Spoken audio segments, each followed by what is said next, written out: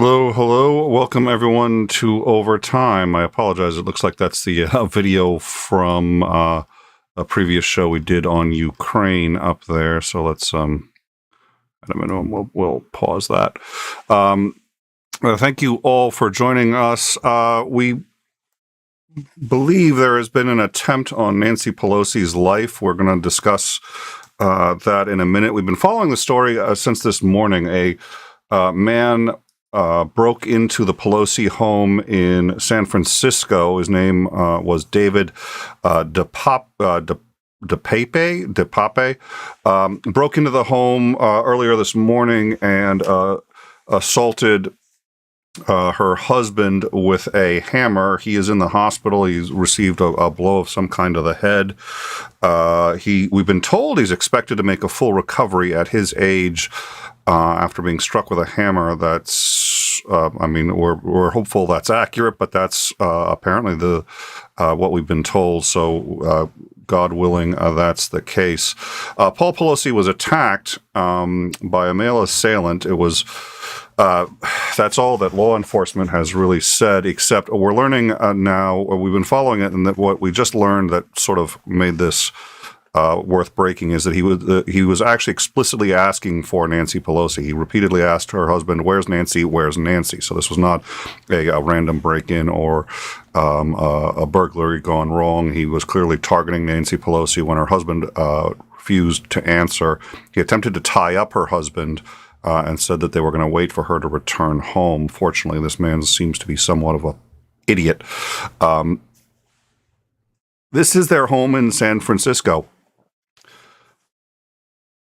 She lives in San Francisco because when you work for Congress, you work as a representative of a state and you're required to live in that state. But while you're working at Congress, usually they choose to rent or have a second residence in D.C. so that they can work. Nancy, it may shock you, does not commute from San Francisco to D.C. every night. Doesn't get up in the morning and say, "Sorry, later, I'm going to go fly down to the office." She was in D.C. She is still in D.C. He had no chance of reaching her, and if he was going to wait with husband tied to a chair, it was going to be a long wait. At any rate, the police have him in custody. She does appear to have been the target. We don't know what instigated the violence. It may have been that he's surprised. We don't know it. He is currently in the hospital and undergoing surgery as of this moment, we believe. Again, he has some kind of head wound. He was attacked with a hammer by someone who broke into their home and was looking for the Speaker of the House. So if you want to join us on our Discord, we've actually had this for at least 4 or 5 hours now, but it was just basically recently that we became aware that Pelosi was the target, so we decided to go to breaking with that. That's essentially, that's what appears to be an assassination attempt. He broke in and deliberately intended to cause her harm, and she just happened to be in Washington. Go figure. As far as assassins go, most of them tend to not be extraordinarily bright. This is representative of a recent increase in violence against lawmakers, which was preceded by something very strange. It was preceded, surprisingly enough, by an increase in calls to violence against lawmakers, including by people like Donald Trump and Marjorie Taylor Greene. Marjorie Taylor Greene has called for violence against lawmakers repeatedly, and she likes to play dumb and say she didn't in her in 2001, early 2001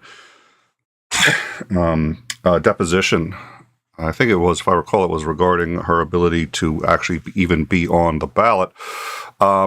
She was asked about calling for threats to people, including that Nancy Pelosi should not be Speaker of the House, and that while they could vote her out, quote, "a bullet to the head would be quicker." This was Congresswoman Marjorie Taylor Greene speaking about the current Speaker of the House. she denied under oath having said that, and when confronted with it, she seemed to have some recollection, and later claimed that.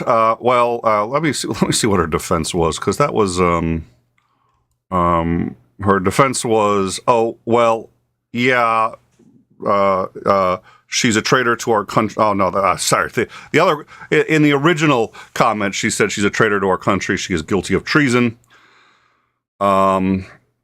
She gives aid and comfort to the enemies who illegally invade our land. That's what treason is. And by law, representatives and senators can be kicked out and no longer serve our government. It's a crime punishable by death, is what treason is. Nancy Pelosi is guilty of treason. She also suggested that Maxine Waters was, quote, just as guilty of treason as Nancy Pelosi. She then followed that up with a Facebook post, through removal or death, it doesn't matter as long as she goes. This was, again, Congresswoman Marjorie Taylor Greene. To be fair, I guess, it was before she got into Congress. Her constituents must be so proud. When she finally admitted that she had said these things, she had kind of a foggy memory. She said, oh, well, she violated her oath of office. That was her defense under oath. This has sent shockwaves, obviously, through Washington, D.C. Let's see. Oh, yeah, no, the exact quote was, sorry. Quote, oh, no, wait, hold on now. Oh, wait, yeah, I believe that by not securing the border violates her oath of office. That was her defense to the comment. Meanwhile, lawmakers have just today dramatically renewed their call for increased protection by U.S. Capitol Police, the same police that they sought to defund, for lack of a better word, after January 6th. Kinzinger, Republican Representative Adam Kinzinger, told the Capitol Police that he needed more security, perhaps because he's been critical of Donald Trump, which is, in the eyes of some manga, certainly a death sentence. But he said that the Capitol Police essentially said, get in line. He has said that the security detail does not protect his family when he's not with them. He has his own security detail, but his family is not covered, and that usually ends up having to be private security. Let's see. I'm just trying to see if it's all right.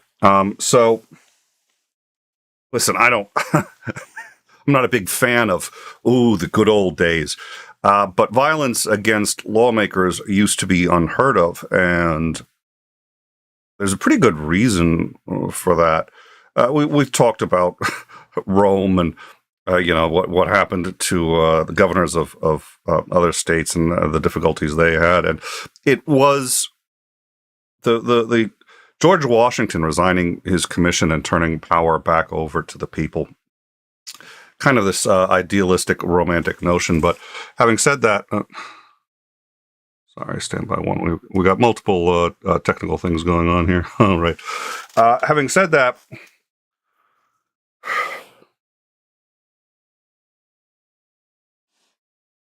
law is not about justice. It's really not. I wish it were. It would be great if everybody cared about justice. Very few people care about justice. I haven't met very many lawyers who care about justice. They care about getting the job done, about representing their client, and hopefully, if they're lucky, something approaching justice is done. But law is about curbing violence. There's an alternative to us being our violent selves. Thomas Hobbes said that in the state of nature, the life of man is nasty, cold, brutish, and short. And he was absolutely right. Civilization isn't about justice. It's about stopping violence towards each other and finding a way for all of us to get along. And that's not easy because most of us disagree with just about everybody else on just about everything.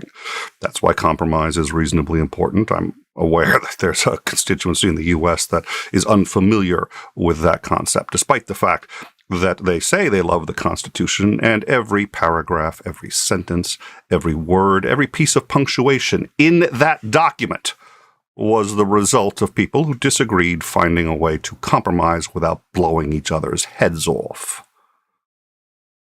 But this renewed, especially on the right, notion that it's okay to call to violence to people that you don't like, despite the fact we've got a way to get rid of those terrible politicians we all despise. It's called elections.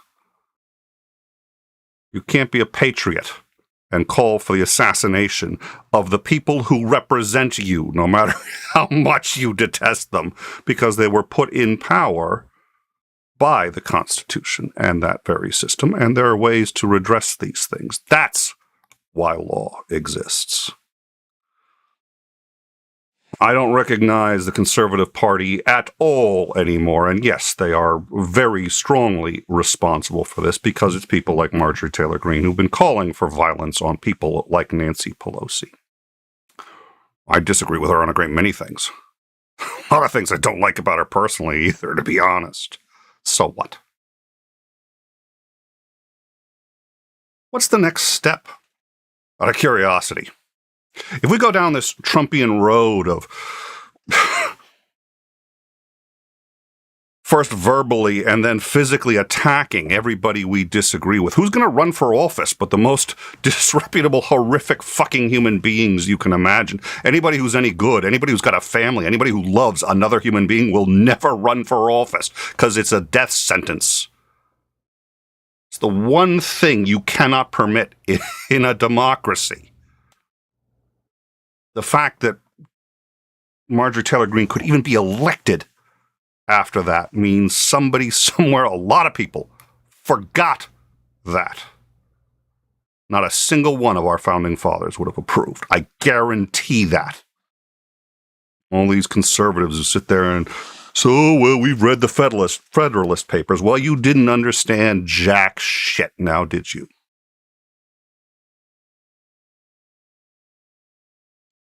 Nancy Pelosi's husband is in the hospital. He's been struck in the head, it appears, by a hammer. An assailant broke into their home earlier this morning, found her husband, somehow he was struck. He's now in the hospital undergoing surgery. He's expected to make a full recovery.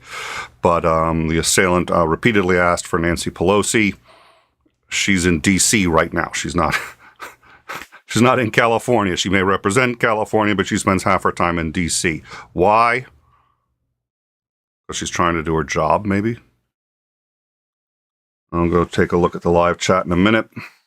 But that's what we have. The suspect, 42-year-old David DePape, is in custody right now.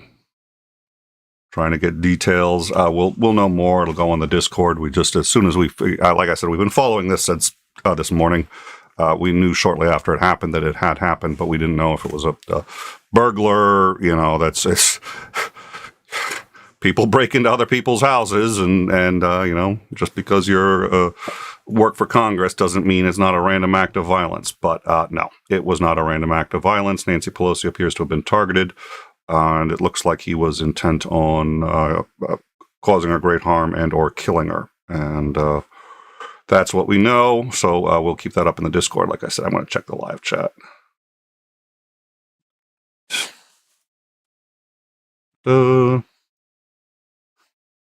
At some point, this kind of thing this is only going to get worse, folks. It's only going to get worse. All right. Yeah. After a feel-good stream from this, I know. And we almost went live with this before having Starsky on, But we decided to wait, and we still didn't know anything. We just knew her husband had been attacked and was in the hospital. But it easily could have been a random act of violence. So,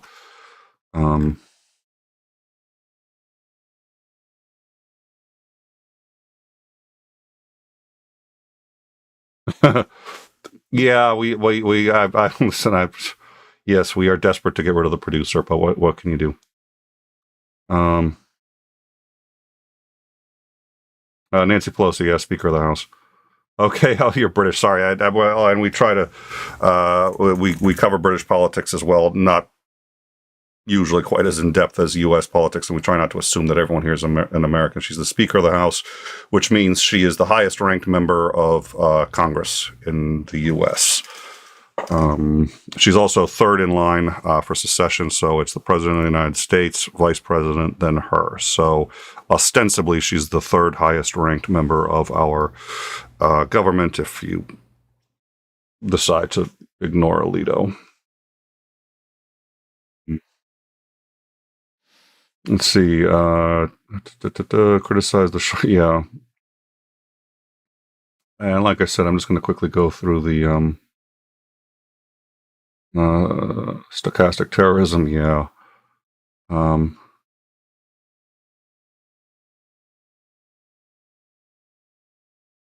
Yep. All right. There's already multiple Facebook posts on how this guy is a Democrat.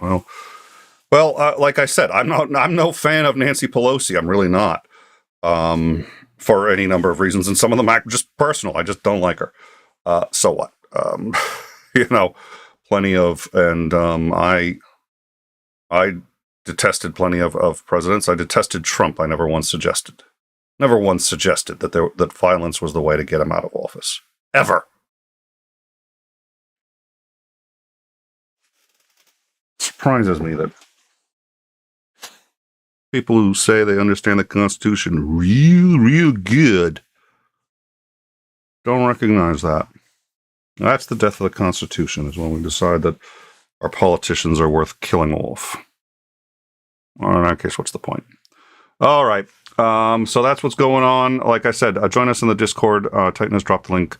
Join us there, and we will be following this. I don't anticipate doing another update unless something big happens.